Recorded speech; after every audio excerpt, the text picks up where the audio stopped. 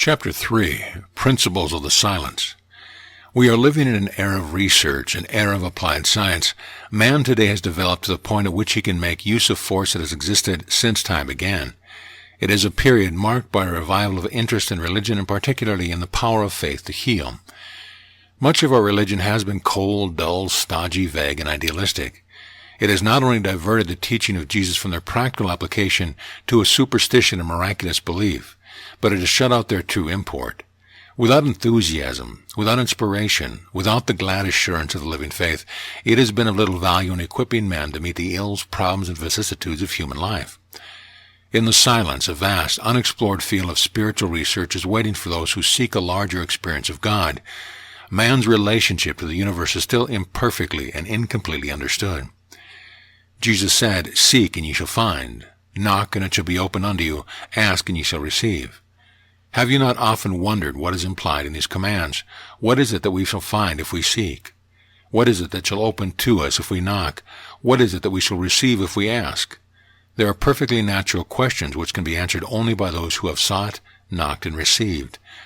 All through the age there have been those who have found God, who have entered the door of reality, who have received their good. This experience is possible of attainment to every living soul. We long for permanency, for conscious unity with God. We long for freedom from the disasters, perplexities, illness, and disappointment of a changing world. To secure these blessings, we must have contact with a higher life that seeks avenues of expression through us. We must develop receptivity to the spiritual impulses which makes us free. The way to immunize ourselves from the lesser things of life and to open ourselves to the greater ones is the way of silence. Silence encompasses the infinities of God and opens the door to our conscious realization that God is one, God is all, and God is good, that everything is under the dominion of His mind, that the soul is one with and inseparable from the universal soul, that God's mind and our consciousness are one, that the principle of life is harmonious in its expression to the extent that the individual mind is controlled and guided by the universal mind. The first principle announced by those who have had the larger experience of God in the silence is that we are surrounded by an infinite intelligence or mind, which meets us at the level of our own comprehension of ourselves, that it responds to us by corresponding with our state of thought. When we have entered the inner chamber and are no longer conscious of the body or of its limitations of any sort, but are conscious only of being conscious, divine mind responds to us to the degree that we accept it as one with our own mind. We enter into the consciousness of God in such degree as we comprehend that the universal mind and our consciousness are one. Only as we shut off the flow of our personal thought do we enter the divine presence and identify ourselves with the universal mind. The purpose of the silence is to unify the individual mind and the universal mind. The more complete our comprehension that all good is under the dominion of our own mind, the greater will be its expression in our lives. When we have elevated the individual mind to the universal mind, we shall discover for the first time the full meaning of omnipresence, omnipotence, and omniscience. We shall discover that we are self-sustained, self-maintained, self-governed, and that we do not have to struggle to become that which we already are. To the degree that we realize this, there is a response from the universal mind. Spirit embodies itself in our thought and moves from the center to the circumference of our physical activities. Our intelligence is of the same nature as that of universal intelligence. It contains everything within itself. When we have arrived at a state of spiritual realization through which we can consciously approach it, believe in it, and receive it, we automatically control the circumstance of our lives. As a spiritual will or intent is awakened, the will that is in accord with divine mind, the law of spirit serves us. This law knows only one method, but it is so perfect that it never contradicts itself or makes a mistake. Not my will, but thine be done. With the spiritual will and conscious control directing all the faculties of the mind, the individual will accomplish everything he undertakes. The promise of every demonstration already exists within the mind that is completely identified with God. Uncertainty gives way to certainty. Complexity becomes simplicity, and problems are unerringly solved. Therefore take unto you the whole armor of God, that ye may be able to withstand in the evil day, and having done all to stand. The whole armor is symbolical of the awakened consciousness, which knows one God and one only. One cause and only one. To this God every consciousness has access, for it is in every mind. The final and complete emancipation from human limitation and false beliefs is to lose all sense of two powers, to see only good. Ye shall know the truth, and the truth shall make you free. Knowledge is the natural precedent to freedom. Man's only responsibility is to know. Truth's only responsibility is to free him. When we perceive the true idea of God, truth will set the law in motion. The universal mind responds to the individual idea, and the law creates by correspondence with that idea. I am come that ye might have life and have it more abundantly. The abundance that we express is always commensurate with our recognition of the law or God. The greatest good that can come to man is the realization of the full and complete Spirit of God within himself. All seeking must be based on the fundamental principle that God is wholeness and completion, that he is mind, intelligence, and life, that as a man thinketh in his heart, soul, and mind, so is he. The creative medium of God is his thought. The creative medium of man is his thought. Freedom and bondage are both in the law of mind. Negative thinking produces bondage. Positive thinking produces freedom. Negative thinking is thought not consistent with the essential goodness and wholeness of God. The law of mind fulfills the idea, but does not know the difference between health and sickness, harmony and inharmony, prosperity and poverty. It does not even know one mind from another. It does not know what to do, but only how to do it.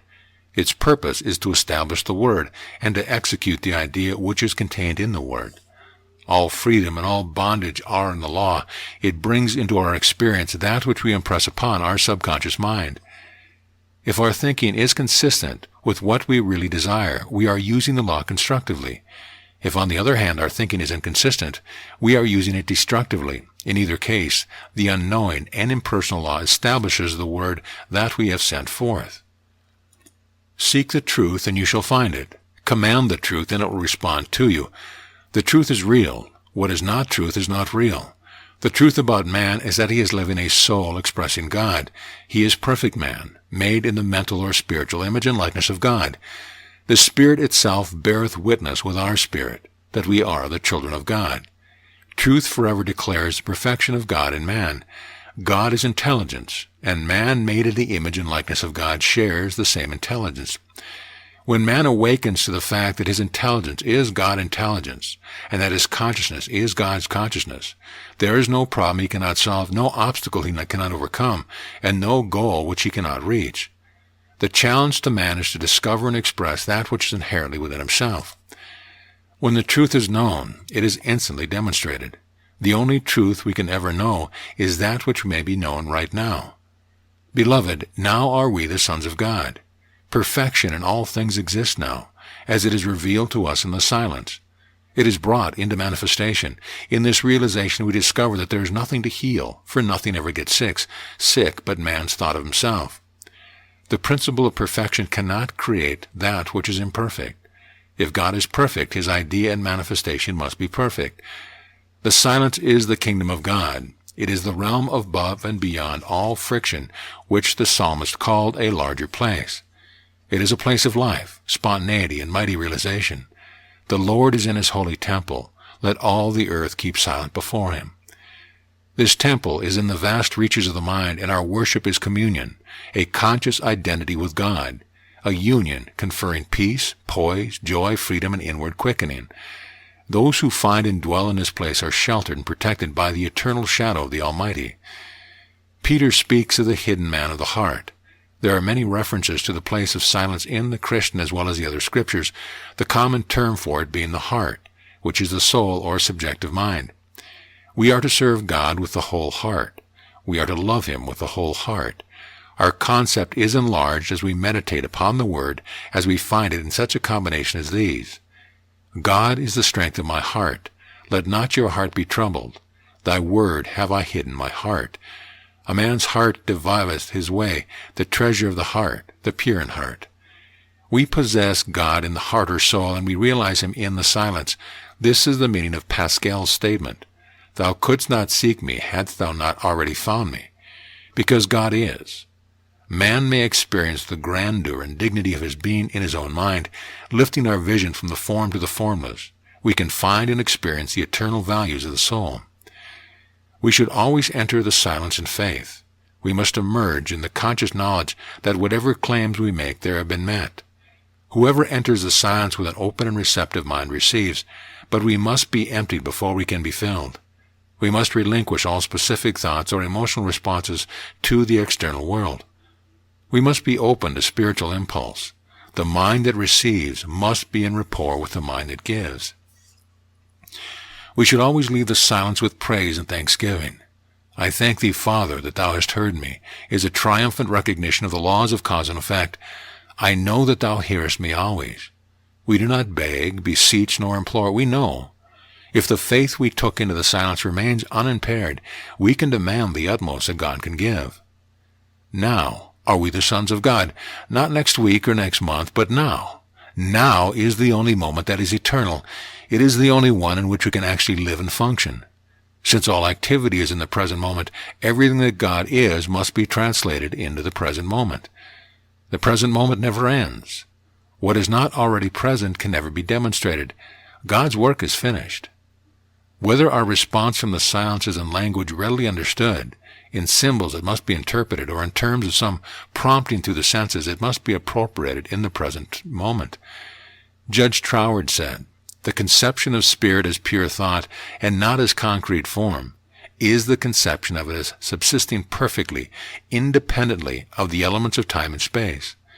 When the elements of time and space are eliminated, all our ideas of things must necessarily be as subsisting in a universal here and an everlasting now."